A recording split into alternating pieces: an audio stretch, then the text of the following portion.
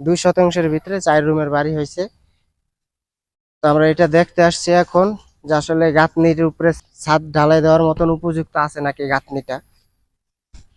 আর বিশেষ করে যেহেতু পুরান বাড়ি, তো বাড়িটা একটা কোরস বাড়ি, যেহেতু আউটসাইডের বাড়ি একবারে কর্নারের বাড়ি, দোনো পাশে রাস্তা পাইছে, যার কারণে এই কারণে আর কি বাড়িটা কোরস।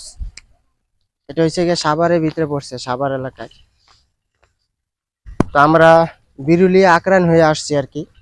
তো আমাদের এই সাইডটা ছাদ ঢালাই দেওয়ার মতন উপযুক্ত আছে নাকি গাঁথনিটা।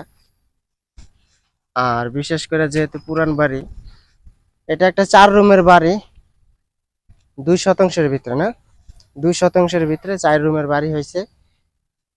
তো আমরা এটা দেখতে আসছি এখন যে আসলে গাঁথনির উপরে ছাদ দেওয়ার মতন উপযুক্ত গাঁথনিটা মজবুত আছে নাকি। এই বাড়ির একটা বিষয় হয়েছে গিয়া, এখান দিয়ে একটা রাস্তা আছে, এই যে বাড়িগুলো দেখতেছেন এখান দিয়ে 3 ফিট ছাড়া। ভবিষ্যতে যখন এই পাশে বাড়ি হবে এই পাশে দিয়েও 3 ফিট ছাড়বে, তাও এখানে একটা 6 ফিট বা 7 ফিট একটা রাস্তা হবে। আর এই পাশ দিয়েও 3 ফিট ছাড়া, এখান দিয়েও একটা রাস্তা হবে। এটা একটা প্লাস পয়েন্ট। এই বাড়িটা কর্নারের বাড়ি আর কি, দুনো পাশে রাস্তা পাইছে। এটা হচ্ছে বাড়িটার পিছন পাশ। গাঁথনি গুতনি দেখতে মজবুতি দেখা যায়। এখানে প্রায় আপনার 10 ইঞ্চি গাঁথনি দেওয়া হয়েছে, অনেকগুলা 15টার মতন হবে 10 ইঞ্চি গাঁথনি দেওয়া হয়েছে। তারপর হয়েছে কি আপনার 5 ইঞ্চি গাঁথনি করা হয়েছে। তো আমরা এই বিষয়টাই দেখতে আইছি যে আপনার এই গাঁথনির উপরে ছাদ দেওয়া যাবে কিনা। এটা কিন্তু 7 ফিট লেভেল করা গাঁথনিটা, নিচে অনেকগুলো 10 ইঞ্চি দেওয়া হয়েছে।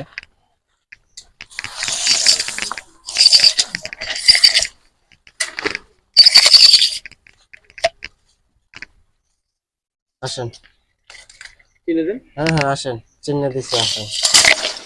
জানতে দেন না এখন।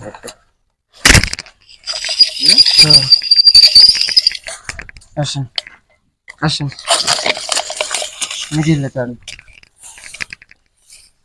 25 ফুট। আসেন,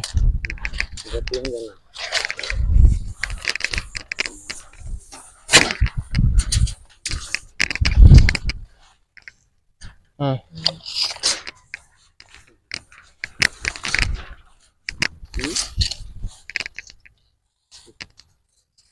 কত 1 ফিট না 1.5 ফিট, 1.30 আছে।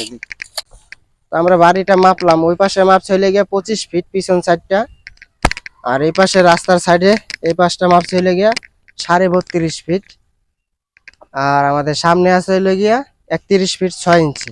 তো বাড়িটা একটা কোরস বাড়ি, যেহেতু আউটসাইডের বাড়ি একবারে কর্নারের বাড়ি, দোনো পাশে রাস্তা পাইছে, যার কারণে এই কারণে আর কি বাড়িটা কোরস।